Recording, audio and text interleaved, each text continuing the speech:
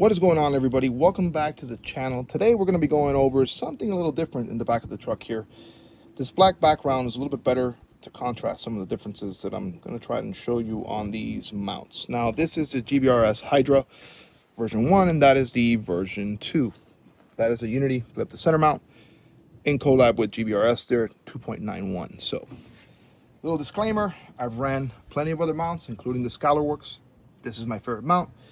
I'm into a little bit of night vision shooting. As you can see, there's an OpsCore helmet with some OpsCore amps and the brand new Disco 32 vent mode arms, which are super sick.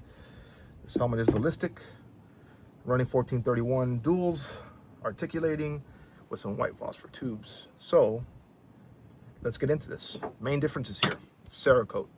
This has been Cerakoted. This is the original version 1. That is a V2, and it is anodized, same as the Unity. They're a little bit different in color, so it's kind of messing with my OCD. This is longer, guys. You can see the diving board's about half an inch, maybe a fourth of an inch longer. Back here, we got about a fourth of an inch offset here towards the front, so the sight would be further up.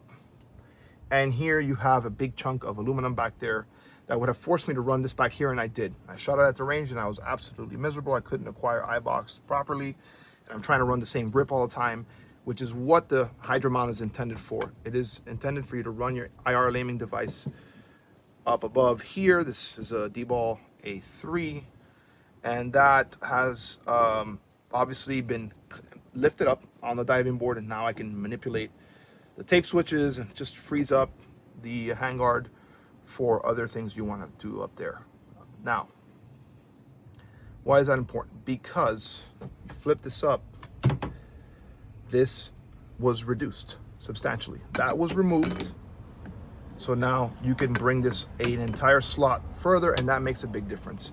You'll see that the magnifier now sits right around here, and the eye portion is here. So essentially it's about a fourth of an inch, maybe even less. I'm sorry, just a little bit more. And that is awesome. I've snapped into it a few times, and it does help a lot with acquiring the dot much faster, which is the whole point of this. This is not only made for night vision shooting. Essentially, it's made for you to get the same grip every single time on your rifle and not have to change your fighting grip, you know, for daytime or nighttime operations or shooting. So that's why I love this type of mount, this Hydra mount. Additionally, the screws changed. They're now a little bit bigger. Different torque wrench, and it does give you the 45 inch-pounds torque setting right here. The difference down here is that you do have now only 3 points of contact versus the 4 points of contact that you see here. You have 2 pick slots right there, and then the screws for a total of 4, and here you have 3. Obviously you have pressure coming from the sides, from the slots themselves. So again, 45 inch-pounds with just a little bit under 4 foot-pounds of torque, which is what I did. I torqued it in that setting. Also, you're going to see that there are some lightning cuts to this. So you'll see that this has been removed somewhat here, specifically around the GBRS logo. That's been now recessed, and you have this recess point right here. The cable management portion is also larger so that you can run that easier. And obviously that large chunk that came out from the back is going to make a difference as well. And you know how it goes. Ounces equal pounds, and pounds equal pain. So that is much better. Anytime that you can lighten something, it is a win for me, as long as you do not sacrifice the stability and the integrity of the structure. And this is rock solid. Now, again, I haven't shot it. It's been torqued down. There's no witness marks, but there will be eventually. Probably going to do that now after I finish shooting this video. You do see that this is shrouding over the connection of the indexing point of this Geisley rail with the upper.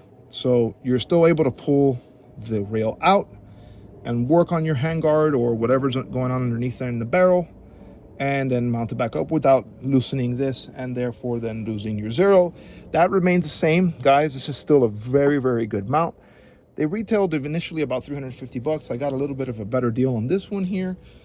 That's thanks to the guys at GBRS. And I'm still gonna run that one.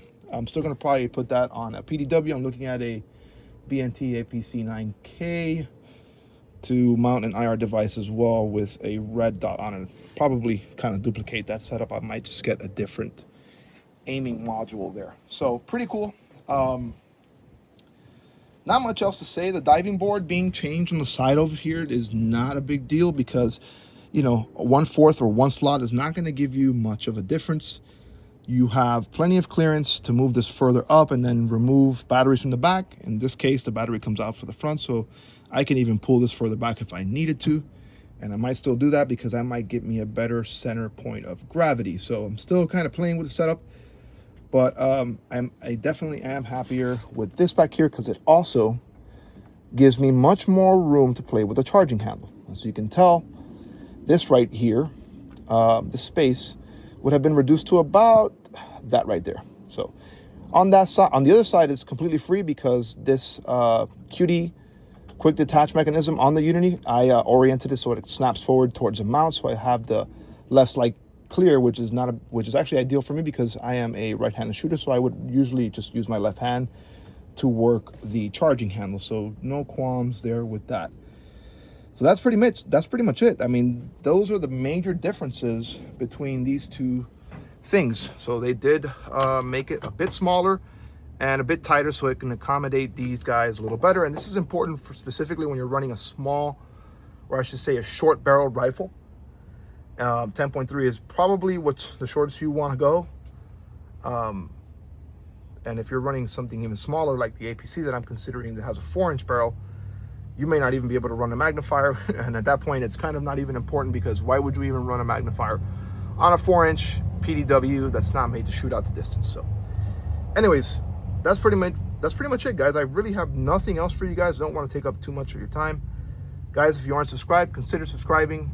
Hit the bell notifications. That way you are notified when we are putting up new content. You know, actually, nice little thumbs up is great. Helps the channel a lot, guys. And let me know what you guys think. Drop a comment below. Let me know if you think these mounts are stupid. I particularly love them, but again, the world's your oyster. Comment below, and I would love to hear what you guys have to say. I got nothing else for you. Happy New Year. See you guys in the next video.